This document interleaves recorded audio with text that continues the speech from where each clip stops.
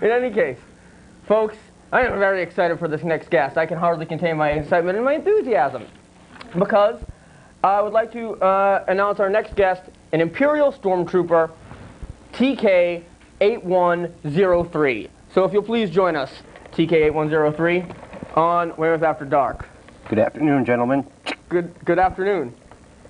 They don't shake hands.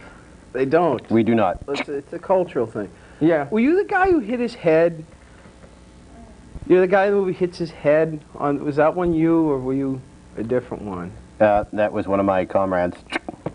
I bet he still gets a lot of ribbing for that little accident. We refer to him affectionately as Buckethead. Not unlike the Well, there you musician.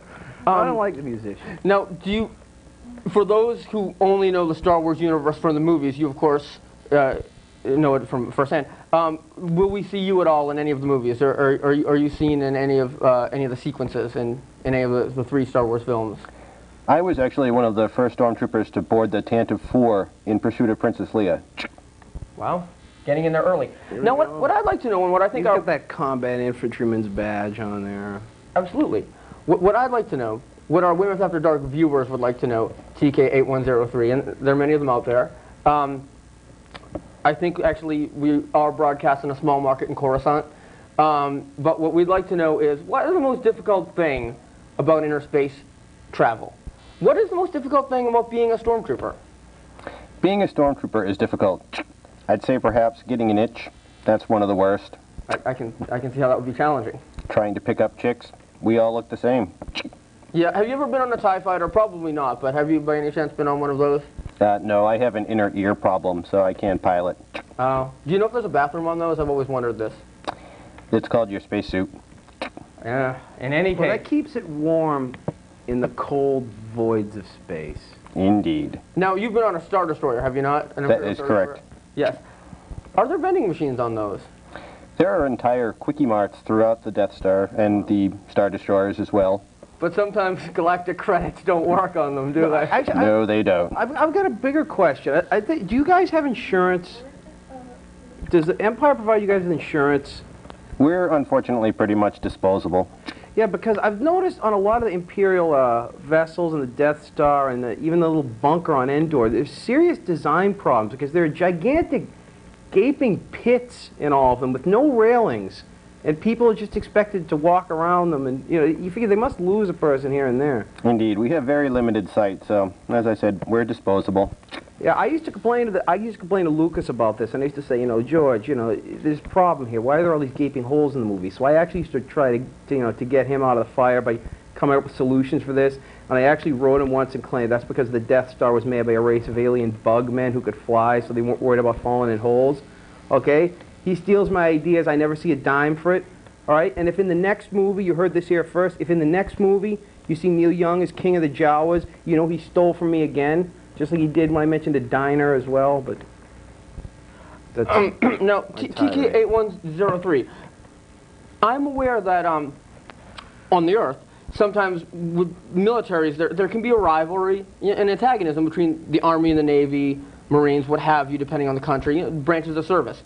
Do the Stormtroopers have a rival among the Imperial branches of service? Do you have a rival among those? Personally, yes. I have a few, but as a Stormtrooper, we are all brothers. You're all brothers. But I mean, do you correct. look down, say, on Biker Scouts, or TIE Fighter pilots, or Biker the guys with Scouts- big helmets? The Biker Scouts actually have cooler helmets, but that's just my opinion. Yeah, but the Biker Scouts, everybody likes them because they have the cool outfit stuff. But I mean, who's doing all the work in the Empire here, These little motorcycle boys, they think they're the big deal, but the war isn't won until the ground pounders, the mud on their boots, step in there, you know what I mean? Exactly, cannon fodder. Exactly. Yeah. Well, you have to ask yourself, I Forlorn suppose, hope. would you rather be on a dewback or would you rather be on a speeder bike? I mean, the speeder bike might be faster, but I see people croaking left and right on those, if I may be so honest. I mean, the dewback seems like it's a little more peaceful. There's another Imperial problem. Who decided to use 300-mile-an-hour space motorcycles in a place that was heavily wooded? And looks a lot like Muir Woods in California. Indeed, it does. Yeah. Incredible, in Northern California. It was odd, too, because Chewie looked a little bit like Bigfoot, a.k.a. the Sasquatch. He did a little bit. Now, TK8103. Yes, you may have noticed we did have a Weymouth After Dark poll earlier between Apollo Creed and Wade Boggs. Would you like to give us any feedback on your take on this question? I think I would have to go with Apollo because in space, there's no baseball. Yeah? Every hit's a home run. Absolutely. That's right. Well, with there being no gravity, I can see how that would certainly be the case. Like, I have a couple of technical questions. Are you guys in the Army or Navy? We're the Imperial Navy. Imperial Navy. Okay, and what's your rank? But more like a Marine, I take it, or some sort of naval infantry or something. Yeah, I myself am a grunt. I have no rank. No rank. Not even, Officers like, wear E1? uniforms. They're flesh puppets. Wow. Actually, some say. Do you remember in the first movie, there's the ball with the needle in it that they used to interrogate Princess Leia, which is a nasty thing to do to your daughter, I should add. Is it true that that ball flying with the needle in it droid was actually designed by Grand Moff Richards? I would have to look into that. And actually, that leads me to another question, and please don't think I'm being too critical here. Far be it from me to cast any aspersions, but from what I've seen, from the documentary footage I've seen in the Star Wars movies, I'm not sure if I've ever seen an Imperial Stormtrooper connect in a shot against any of their enemies. I mean, maybe an Ewok, but I mean, I can remember specific instances where Han Solo, Luke Skywalker, and Ben Kenobi and others are boarding the Falcon, and you are just unleashing a volley of fire on them, and nothing's hitting. Not you personally, but the other Stormtroopers. Maybe you were there. You all look the same.